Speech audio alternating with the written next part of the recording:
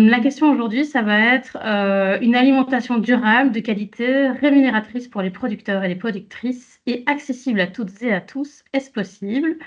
Donc le webinaire va vraiment se décliner en deux temps. Un premier temps où vous seront présentés le contenu autour du Green Deal et des cantines durables, avec notamment un point focus sur comment répondre à un marché public en tant qu'agriculteur, agricultrice.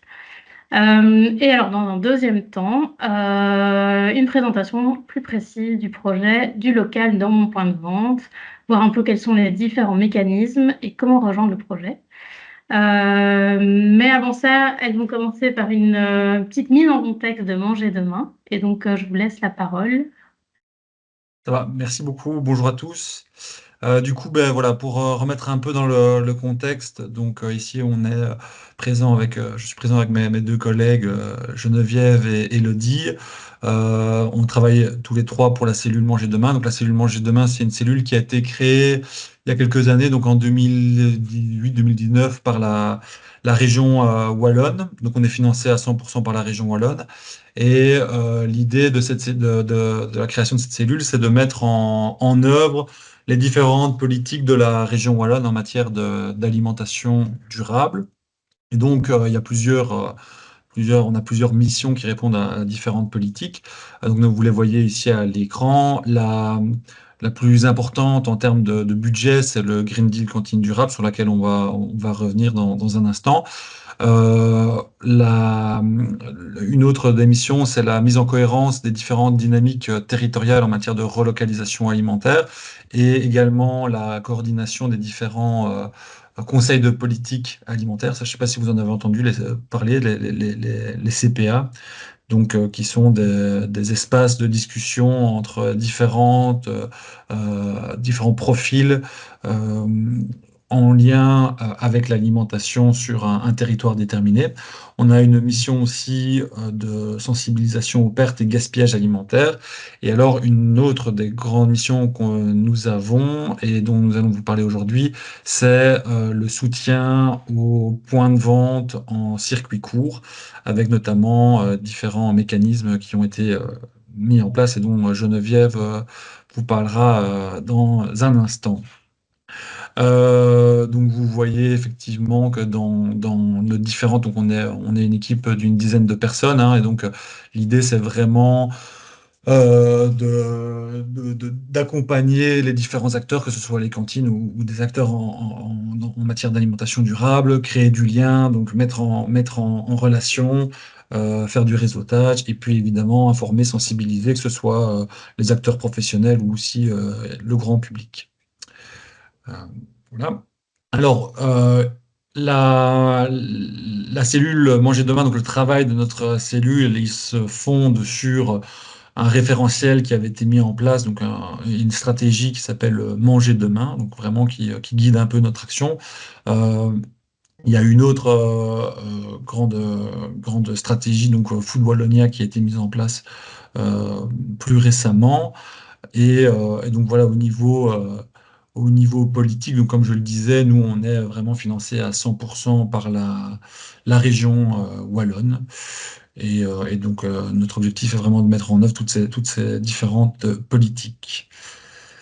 Voilà. Si j'oublie quelque chose, ou Elodie, vous n'hésitez pas à m'interrompre. Alors, une problématique évidemment à laquelle on est souvent confronté et qu'on essaye vraiment par différents mécanismes de résoudre, c'est justement cette fameuse équation insoluble entre d'une part une juste rémunération des producteurs et de tous les acteurs de la chaîne d'approvisionnement et à la fois rendre accessible cette alimentation aux consommateurs. Et donc c'est là ce qu'on va vous montrer ici dans un instant à travers le Green Deal, donc au niveau des cantines durables. Donc évidemment, les cantines, ça on peut passer à la slide suivante, je pense. Donc évidemment, les cantines dans cette solution-là, ben, elles ont un rôle très important à jouer, puisque évidemment, l'intérêt des cantines, c'est de pouvoir justement essayer de proposer une alimentation accessible, et évidemment en essayant que cette alimentation soit la plus durable possible. Et dans la durabilité, on entend évidemment la juste rémunération des producteurs. Alors, au niveau de la restauration collective, le secteur, il est extrêmement important puisque, évidemment, on va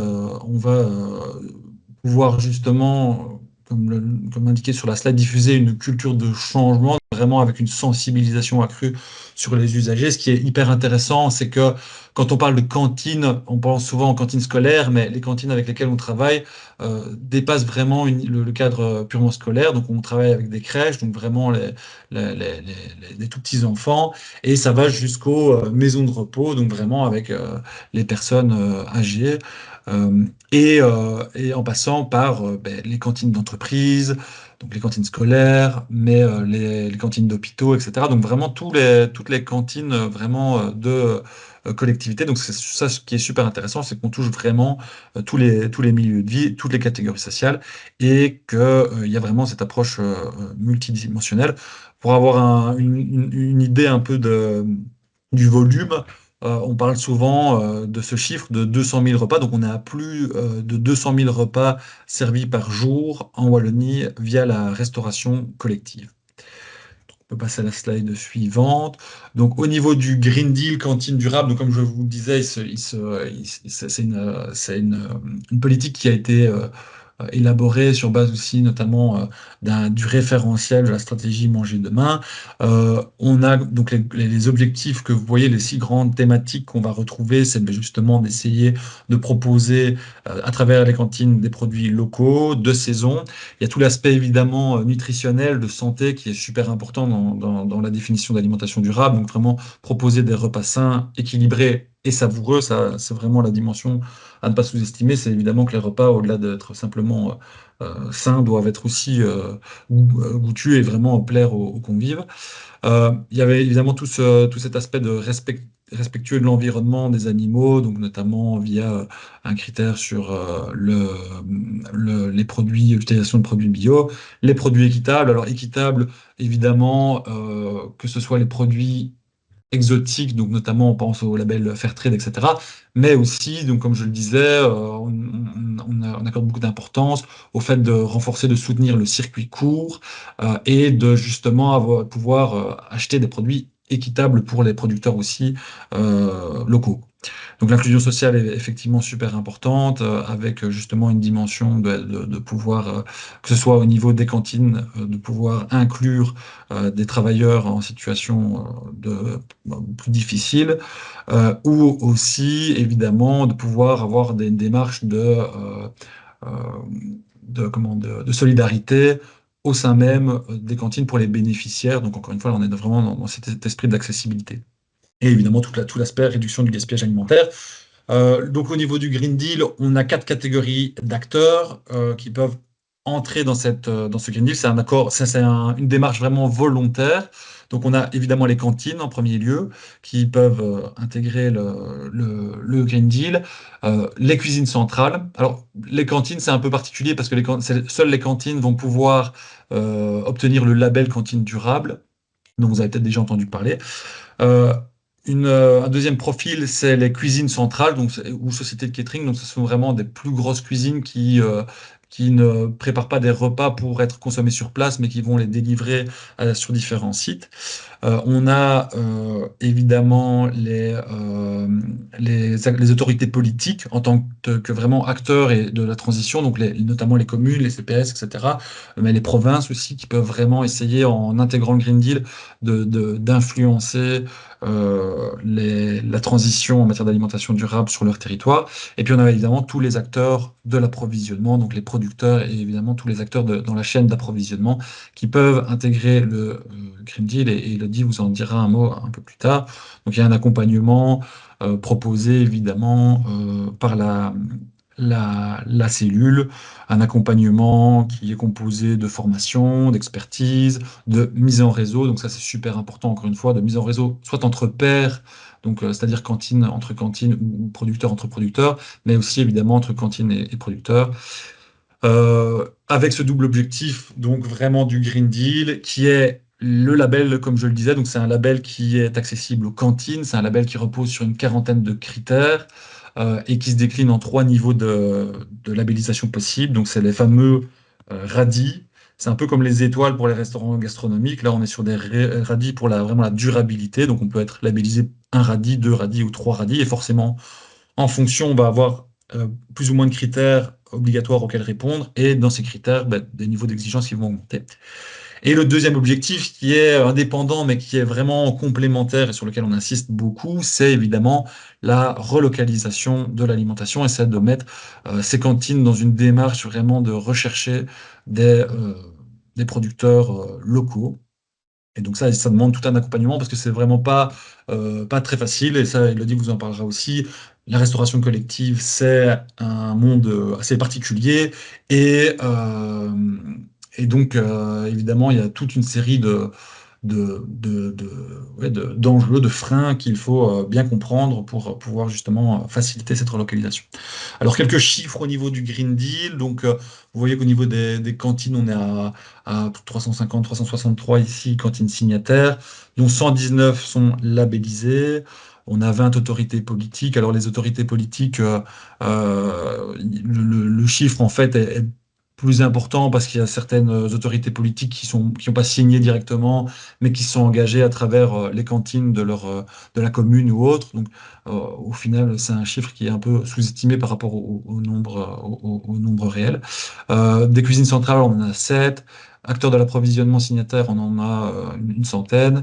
Et on touche en fait plus de producteurs à travers le coup de pouce. Donc c'est un subside qui s'appelle du local dans l'assiette. Et ça, il le dit, il reviendra dans un instant aussi. On peut passer à la slide suivante. Donc là, la restauration collective, simplement au niveau vraiment vocabulaire, ce qu'on entend par restauration collective, donc c'est une partie de la restauration hors domicile. Donc dans cette restauration hors domicile, on trouve évidemment l'ORECA, donc classique avec les restaurants, etc., qui sont ouverts à n'importe qui, euh, et un peu à n'importe quel moment de la journée. Et la restauration collective, ce qu'on entend vraiment par restauration collective, c'est des restaurants, cantines, qui sont vraiment tournés vers une collectivité, comme son nom l'indique. Donc ça peut être une collectivité d'étudiants, une collectivité de personnes âgées, une collectivité même au sein d'un hôpital, etc., avec toujours cette dimension où le prix, le coût du repas est pris en charge en partie par la collectivité elle-même, par l'employeur, etc. Et donc, évidemment, il y a encore une fois cette dimension d'accessibilité au niveau de l'alimentation. On peut passer à la slide suivante. Euh, ben voilà, ça j'en avais déjà touché un mot. On a vraiment, donc dans cette restauration collective, ben, il n'y a pas que les cantines scolaires, il y a évidemment énormément de profils de cantines différentes, que ce soit en termes de volume, donc on peut avoir une crèche avec 10 places, avec 10 repas par jour, comme un hôpital par exemple, où on est sur plusieurs milliers de repas. Évidemment, le secteur d'activité donc peut être différent entre l'enseignement, le médico-social, l'entreprise, les administrations. Donc tout ça, évidemment, va influencer sur l'accompagnement qu'on va pouvoir proposer et les, les, les difficultés éventuellement qui vont être rencontrées pour atteindre les deux objectifs, donc le label et la relocalisation, le public, les horaires. On a des cantines qui sont ouvertes 7 jours sur 7. Donc par exemple pour des centres d'hébergement pour des jeunes en difficulté ou ce genre de choses, ben là on est sur 7 jours, ou les hôpitaux, ou les maisons de repos, etc. Puis on a des cantines, comme les cantines scolaires, qui proposent 4 repas par semaine. Euh, voilà les types de repas. Alors on a le repas chaud évidemment complet qu'on sous en tête, mais on a aussi ouvert le Green Deal il y a quelques mois aux emportables. Donc là, ce qu'on entend par emportable, c'est tout ce qui est sandwich, un peu snacking, donc euh, plat de pâtes, etc., à emporter. Et ça, c'est super important parce qu'évidemment, c'est un enjeu énorme, surtout pour par exemple, les écoles secondaires. Et on ne voulait pas se fermer à ce public vraiment hyper important. Et on voulait vraiment pouvoir influencer sur la qualité et la durabilité de ce type de repas. Et alors le mode de gestion, donc ça, il y a la façon dont la cantine cantine est gérée. Je pense que d'ailleurs, on en parle à la slide suivante. Voilà. Il y a deux modes en fait de gestion bien différents au niveau des cantines, et deux modes de gestion qui vont avoir pas mal de, de- de conséquences. On a certaines cantines qui sont gérées de manière autonome. Donc là, c'est quand vraiment euh, la cantine est gérée par son propre personnel. Donc c'est les infrastructures de la collectivité. Et la cantine achète des produits, des matières brutes qu'elle va transformer dans sa cantine pour proposer des repas. Donc là, vraiment, c'est le cas vraiment la cantine, on a un peu en tête, hein, éventuellement une cantine scolaire avec du personnel communal qui prépare les repas, etc. Des achats qui sont faits au niveau de la commune. Et puis, on a un autre mode de gestion qui est quand même aussi assez important au niveau de la Wallonie, c'est une gestion concédée. Donc là, c'est quand donc la cantine, c'est l'endroit où on va servir les repas, mais les repas ne sont pas préparés sur place. Ils ont été concédé, un peu sous-traité, si vous voulez, à une entreprise extérieure. Donc, il y a des grosses entreprises, ça peut être des plus petites entreprises, ça peut être des traiteurs aussi locaux, mais en tout cas, c'est pas la cantine en tant que telle qui prépare les repas, c'est concédé à une entreprise extérieure qui va préparer et éventuellement livrer les repas au niveau des cantines. Alors, le mixte, c'est un peu, on a des situations un peu mixtes quand, par exemple, les infrastructures appartiennent à la collectivité, mais c'est une entreprise externe qui vient gérer cette cuisine. Et là, on est souvent dans un système différent où, effectivement, il va y avoir un marché public qui est un marché public de services et non pas de fourniture comme dans le cas des cantines autonomes pour désigner cette société de catering, ce traiteur. Mais alors, effectivement, dans la relation d'achat de fourniture, là, c'est la société de catering qui achète directement à ses fournisseurs. Et là, on est dans un marché privé, dans un achat vraiment privé de fourniture, mais qui est très important parce que les sociétés de catering sont vraiment sont des acteurs vraiment fort présents en Wallonie. Alors que dans la gestion autonome, la cantine passe des marchés publics de fourniture, donc c'est elle qui passe des marchés publics auxquels les fournisseurs, les producteurs doivent répondre pour pouvoir fournir ces cantines qui sont gérées de manière autonome. On peut passer à la slide suivante, et là je vais passer la parole à Elodie qui va nous parler Oui, de l'approvisionnement local. bonjour à tous. Donc, comme Simon l'a dit, donc moi je m'appelle Elodie et je suis chargée de mission chez Manger Demain sur cette thématique de mise en relation entre les fournisseurs locaux et les cantines. Et donc, je voulais prendre un petit temps avec vous pour faire un peu l'état des lieux justement du point de vue de la cantine et du point de vue du fournisseur. Qu'est-ce que ça implique de travailler en local? Puisque comme Simon l'a dit, c'est vraiment un secteur d'activité très particulier. Donc, c'est un monde en soi et il faut pouvoir comprendre comment il fonctionne pour pouvoir s'adresser à lui.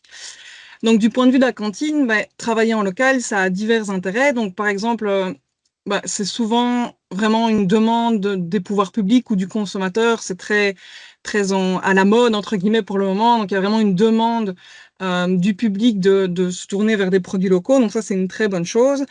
Donc, ça donne souvent une bonne image à la cantine. Ça permet de soutenir l'économie locale, de créer une dynamique avec le territoire. Donc, ça, c'est vraiment des chouettes aspects. De manière plus pratico-pratique, ça permet vraiment d'augmenter la qualité de ce qu'on retrouve dans l'assiette et ça a un impact sur la satisfaction des équipes en cuisine parce que pour un cuisinier, travailler des produits de qualité, c'est toujours beaucoup plus satisfaisant que de travailler des produits plutôt basiques.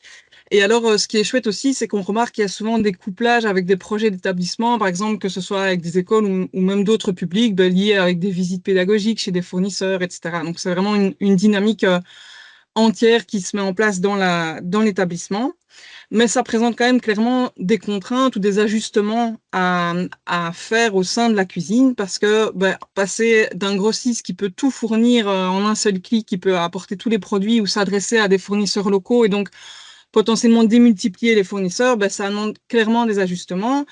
Parfois, par exemple, le fait de devoir changer de l'organisation en cuisine parce qu'on va retravailler des produits qui sont plus bruts. Alors, par exemple, les fruits et légumes passés en première gamme alors qu'on travaillait avant en surgelé, voilà, ça demande vraiment des adaptations de recettes et de procédés en cuisine. Ça demande aussi une adaptation au niveau de la logistique, du suivi des facturations, etc. Parce que démultiplier des fournisseurs, voilà, il faut être prêt à le faire. C'est quand même une démarche qui demandent du temps et de l'énergie. Ça veut dire aussi retravailler son marché public. Et donc ça, Simon vous en parlera après, mais donc on les accompagne aussi là-dedans pour que ceux qui rédigent les marchés publics puissent le faire, puissent rendre le marché le plus accessible possible à des fournisseurs locaux. Et donc c'est aussi une démarche active de la part de la cantine de se dire on veut le rendre accessible. Et puis, il y a quand même des petites craintes parfois liées à la constance de l'approvisionnement parce que, de nouveau, un grossiste qui peut avoir tout n'importe quand, on appelle la veille ou le lendemain, c'est pas la même chose quand on travaille avec un fournisseur local, donc ça demande des adaptations dans la relation qu'on va avoir avec son fournisseur. Il y a aussi parfois des craintes liées au prix d'achat parce que clairement, des produits locaux de qualité, c'est plus cher que des produits de mauvaise qualité qui parfois en plus sont importés. Et donc ça, c'est normal. Et nous, on est vraiment là pour sensibiliser à ça aussi. C'est normal. On a différents leviers d'action. On vous en présentera plusieurs par la suite. Donc, il y a des leviers vraiment de prise en charge d'une partie du surcoût, mais on essaie aussi d'intégrer la relocalisation de l'approvisionnement dans une démarche qui est globale et donc de pouvoir contrer le fait que certains produits sont plus chers par une approche de lutte contre le gaspillage, d'équilibrage dans l'assiette, de mettre certains produits en plus grande quantité que d'autres, etc. Donc voilà, c'est vraiment une approche globale qu'on essaie d'engager avec les cantines pour que, au final, ce prix d'achat ne soit plus vraiment un frein. Donc ça, c'est du côté de la cantine. Alors, de votre côté à vous, maintenant, les fournisseurs, bien, travailler avec des collectivités, c'est aussi un monde particulier, donc ça peut aussi avoir des intérêts et des contraintes. L'intérêt principal des collectivités, c'est quand même les volumes que ça peut représenter, même si, comme Simon l'a dit, collectivité, ça ne veut pas dire forcément des centaines de repas par jour, mais c'est vrai qu'il y a des collectivités qui représentent des plus gros volumes de vente, donc ça, c'est quelque chose qui peut être intéressant pour des fournisseurs locaux. L'intérêt aussi des collectivités, c'est qu'elles ont en général une demande qui est régulière, surtout si c'est par marché public. Vous savez que vous êtes engagé comme fournisseur pendant une durée très précise, donc ça permet aussi de faire des ajustements, que ce soit au niveau des plans de culture, des plans de production, de savoir que les denrées seront écoulées. Ça permet parfois, pour certaines cantines sont en mesure de pouvoir absorber des surplus plus saisonniers de légumes, par exemple. Quand on a plein de courgettes au même moment, les cantines sont parfois à même de pouvoir absorber ces surplus parce qu'elles peuvent les valoriser dans les soupes ou dans certaines préparations. Donc ça peut être un client intéressant pour ça. Et de nouveau, les fournisseurs en général disent que c'est satisfaisant de travailler avec ce genre de public parce qu'on sait qu'on va nourrir des usagers de cantine qui sont souvent dans un territoire proche du nôtre, qui nourrir des enfants, des personnes âgées, c'est valorisant en soi de pouvoir travailler avec ce public-là. Alors, au niveau des contraintes qu'elles représentent, il faut savoir que les collectivités, elles ont souvent un fonctionnement qui est assez rigide et qui a priori est peu flexible à des nouveaux fournisseurs pour des essais, etc. Parce que la majorité d'entre elles sont soumises au marché public. Donc, c'est vrai qu'une fois que le fournisseur est en place, il est en place pendant un certain temps. Et elles ont vraiment un fonctionnement qui fait qu'elles ont besoin d'être livrées à un temps précis et en quantité juste. Et donc, c'est vrai qu'il faut quand même avoir vraiment un niveau de professionnalisme assez rigoureux de pouvoir se dire, voilà, si la collectivité a commandé des haricots pour le mardi un tel, c'est pas possible de lui dire, mince, il n'y a pas de haricots la veille, parce que un autre client pourrait se dire, c'est pas grave, je le transforme par mon menu et je mets des brocolis à la place. Là, non, la collectivité, c'est vraiment tout un process que changer le menu la veille, c'est pas possible. Donc, c'est vrai que vraiment, il faut déjà être bien rodé, pouvoir se dire qu'on peut livrer en temps et en heure les produits qui sont commandés. Elles vont avoir des produits qui sont peut-être un peu spécifiques. Donc, c'est vrai que parfois, les fournisseurs sont amenés à adapter un peu leurs produits, par exemple en termes de contenants pour des produits laitiers, de pouvoir proposer des produits en vrac, des pièces de viande qui vont être grammées d'une certaine manière pour correspondre aux assiettes servies. Enfin, voilà, c'est un peu des petits ajustements qui, en soi, en général, sont faits assez facilement par les fournisseurs une fois qu'une collaboration est en place. Mais c'est vrai que c'est quelque chose qui arrive assez régulièrement.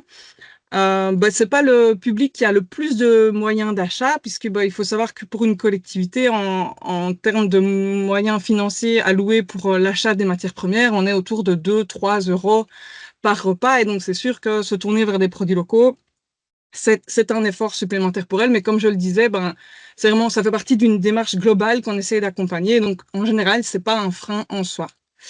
Et donc, dernier frein ou particularité, c'est comme Simon l'a dit, elles sont soumises au marché public. Et donc, quand vous travaillez avec une cantine autonome qui va vous acheter directement des denrées alimentaires, eh bien, en général, ça se passera via un marché public. Donc, je l'ai mis en contrainte, mais en même temps, c'est contraignant au moment d'y répondre, mais ça peut aussi avoir des avantages puisqu'on sait qu'alors les contrats sont planifiés pour des périodes assez longues et ça permet aussi des adaptations de la part du fournisseur qui sont plus pérennes. Donc, ça a aussi des aspects positifs, même si c'est vrai que ça peut paraître contraignant au départ. Et donc, qui dit marché public dit en général quand même des paiements décalés jusqu'à parfois 3 mois. Donc ça, c'est aussi à savoir au niveau de la trésorerie que les collectivités parfois ont des paiements différés. Voilà. Et donc, pour mettre en lien l'offre et la demande, c'est vraiment, comme vous voyez, c'est un monde particulier. Donc, nous, on est là pour essayer d'accompagner et de faciliter ce processus-là. On est 2 chargés de mission chez Manger Demain, moi-même et mon collègue Arnaud qui n'est pas là aujourd'hui, mais donc on se répartit les territoires. Et nous, notre boulot, c'est d'essayer déjà, tous les fournisseurs qui manifestent un intérêt de travailler avec des collectivités, c'est de pouvoir les rencontrer, savoir quel type d'offres ils ont, comment ils travaillent, quelle est leur zone de chalandise, les quantités, et savoir du coup quand est-ce qu'on peut donner vos coordonnées à une cantine qui chercherait tel ou tel produit. Donc, c'est déjà un peu connaître votre mode de fonctionnement. Et puis, nous, on rencontre aussi les collectivités et on essaye de susciter un peu des demandes d'approvisionnement local en regardant autour de chez vous, qu'est-ce qu'il y a comme fournisseur, par quoi est-ce qu'on pourrait commencer, quel type de produit en fonction de la réalité de chaque cantine. Et donc, de pouvoir essayer de voir, OK, on commencerait bien avec les produits laitiers, regardez autour de chez vous, il y a tel fournisseur et de faire des mises en lien comme ça. Donc, parfois, en fonction des cantines, ça peut être juste donner des coordonnées de fournisseurs et puis elles font le boulot elles-mêmes. Et puis, parfois, des cantines qui ont besoin qu'on les prenne un peu plus par la main, on va peut-être organiser une rencontre où on va assister avec vous et avec elles de, voilà, une mise en lien, d'expliquer comment ça fonctionne. Ça, c'est vraiment au cas par cas de nouveau. Donc ça, c'est un peu via notre intermédiaire à nous, les chargés de mission. Mais on met aussi en place des outils pour que les cantines soient un peu autonomes par rapport à cette prise de contact avec des fournisseurs locaux, comme par exemple le catalogue des signataires.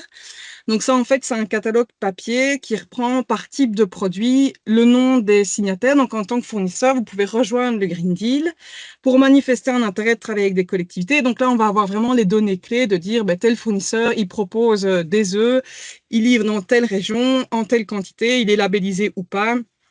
Et donc, la cantine va pouvoir prendre les contacts en fonction du type de produit qu'elle cherche. On organise aussi régulièrement des événements de réseautage. Donc, c'est ce qu'on appelle les rencontres de l'approvisionnement. Et donc, ça, c'est des moments vraiment d'échange physique entre fournisseurs et cantines qui se font souvent sur une demi-journée. Alors ça peut être vraiment variable. Parfois, c'est thématique en fonction du profil des cantines. Par exemple, là, c'était plutôt les gros volumes, donc les hôpitaux, etc. Parfois, c'est plutôt un type de produit, une filière, où on va en avoir une prochainement avec Biolonie, où donc là, c'est spécifique bio. Parfois, c'est spécifique d'un plus petit territoire. On organise en collaboration avec des acteurs plus territoriaux comme des provinces ou des GAL. Donc ça, voilà, c'est un peu à la demande des territoires ou des filières d'organiser des moments physiques pour pouvoir inviter et des fournisseurs et des cantines à venir partager sur leur offre et leurs besoins. Alors, un autre levier dont on a déjà brièvement parlé et qui est vraiment essentiel dans l'accompagnement, c'est le coup de pouce du local dans l'assiette. Donc, c'est vraiment un chouette levier. Donc, c'est un subside qui a été mis en place par la région Wallonne. Il est en place depuis 2022 et actuellement, il est assuré jusqu'à fin 2024. Et donc, c'est un subside qui prend en charge de manière concrète la surcharge financière que pourrait engendrer le fait de passer un approvisionnement local. Et donc, concrètement, comment ça se passe? C'est sur base de factures auprès de fournisseurs locaux. Donc, il y aura 50% des factures en produits locaux et 70% si ce sont des produits locaux et bio. Qui seront remboursés par ce subside. Et donc, c'est plafonné à 50 cents par repas. Donc ça peut paraître peu, mais en fait, 50 cents, ça change la donne pour la cantine d'avoir 50 cents en plus par repas. Et donc, par local, ici, on entend wallon, puisque c'est de l'argent public wallon. Le cadre qui a été donné, c'est wallon. Et donc, pour des produits transformés, on va vraiment être vigilant à ce que l'ensemble de la chaîne de valeur soit wallonne. Donc, un boucher de village, mais qui travaillerait avec de la viande qui n'est pas wallonne, les produits ne seront pas éligibles. C'est vraiment, on essaie d'avoir l'ensemble de la chaîne de valeur. Et pour vous donner un peu une idée au niveau des chiffres de ce que ça a permis, donc ici, c'est la projection pour 2024. On a 201 cantines qui sont soutenues, donc sur les 350 qui sont signataires, il y en a uniquement 200 qui bénéficient du coup de pouce parce qu'en fonction de l'enveloppe budgétaire, il y avait eu un appel à participation Donc, on a 201 cantines qui sont dans ce projet et qui sont soutenues par le coup de pouce, ce qui représente 2 750 000 repas impactés par an. Et donc, ce coup de pouce a permis ou permettra en 2024 de faciliter plus de 1 600 000 € de transactions entre des fournisseurs locaux et des cantines. Voilà. Et donc là, on voit vraiment que les cantines qui ont le coup de pouce, c'est vraiment un levier vraiment hyper puissant pour faciliter la relocalisation de l'approvisionnement. Et donc, en termes de chiffres, ici, on a vraiment pris 2 exemples de filières, mais si vous ne vous reconnaissez pas dans les produits qui sont présentés, n'hésitez pas à nous recontacter par la suite, parce que c'est le genre de chiffres qu'on peut sortir pour n'importe quelle filière. Mais pour voir un peu le genre de chiffres qu'on peut sortir de ça, parce que donc les cantines, pour se faire rembourser, doivent remplir des tableaux pour indiquer les produits qu'elles ont achetés avec ce subside. Et donc, on a vraiment une vue fine sur les produits qu'elles achètent. Donc, évidemment, c'est un échantillon de cantines qui ont accès au subside pour acheter des produits locaux. C'est pas forcément toutes les cantines. Donc, c'est vraiment une vue sur un échantillon de cantines. Mais ça veut dire qu'à partir du moment où elles ont ce levier pour acheter des produits locaux, c'est les produits vers lesquels elles vont se tourner en premier. Et donc, dans la filière viande bovine, par exemple, donc on voit que sur l'année 2023, pardon, ici les chiffres, eh bien, en viande bovine, on a environ 475 000 € de transactions qui ont été facilitées grâce à ce subside, avec une répartition plus ou moins équitable entre conventionnel et le bio, un peu plus de bio. Et on voit que dans les produits qui sont les plus achetés, c'est vraiment le haché et les carbonades. Et ça, c'est vraiment quelque chose qui est assez typique de ce qu'on connaît des cantines, puisque elles vont se tourner vers les morceaux qui sont qui coûtent moins cher. Et donc, on remarque que dans les fournisseurs, en général, ça peut être un chouette équilibre à faire entre les clients cantines qui vont peut-être se tourner vers des morceaux qui sont à moindre coût et avoir d'autres clients, des bouchers ou autres, qui, eux, vont pouvoir vendre des pièces plus nobles à d'autres types de clients pour pouvoir vraiment assurer l'équilibre carcasse. Et en termes de type de fournisseurs, on voit que la majorité des ventes qui a eu lieu via le coup de pouce, c'était via des coopératives de producteurs ou des grossistes. Il y avait également des achats dans des boucheries, soit à la ferme ou plus traditionnelles de village, mais c'était plus restreint parce que c'est vrai qu'en général, c'est plutôt des acteurs qui vont faire plutôt du B2C et une petite part de B2B avec l'une ou l'autre petite cantine qui sera dans le village, mais c'est pas vraiment leur business principal, quoi. Donc, n'hésitez pas, hein, si vous avez des questions par rapport à ces chiffres, vous pouvez déjà les poser maintenant et n'hésitez pas à interrompre. Et le deuxième exemple que je voulais vous partager, c'est les produits laitiers. Donc là, on voit qu'on a plus ou moins 500 000 € de transactions facilitées grâce au coup de pouce.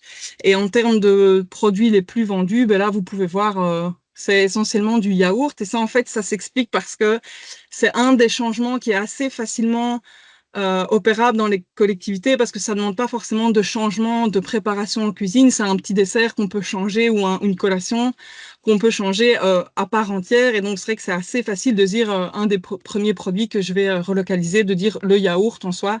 Je peux le faire juste le yaourt. Ça n'impacte pas forcément les procédés de préparation en cuisine. Et là, on voit par contre, contrairement à la viande, que la majorité des achats, ils ont lieu plutôt chez des éleveurs transformateurs, donc directement à la ferme. Tout près de la cantine parce que c'est plus facile de se tourner dans ce cas-là. On va plus facilement avoir une constance d'approvisionnement en produits laitiers en s'adressant à l'éleveur directement que si c'était en colis de viande, par exemple. Et donc là, on a une majorité de produits laitiers en bio. Et alors, le dernier volet de l'accompagnement qu'on a, c'est l'accompagnement lié au marché public, tant pour les collectivités que pour les fournisseurs. Et ça, je vais laisser Simon, qui est le juriste dans l'équipe et qui s'occupe donc de cette partie-là, de vous l'expliquer plus en détail.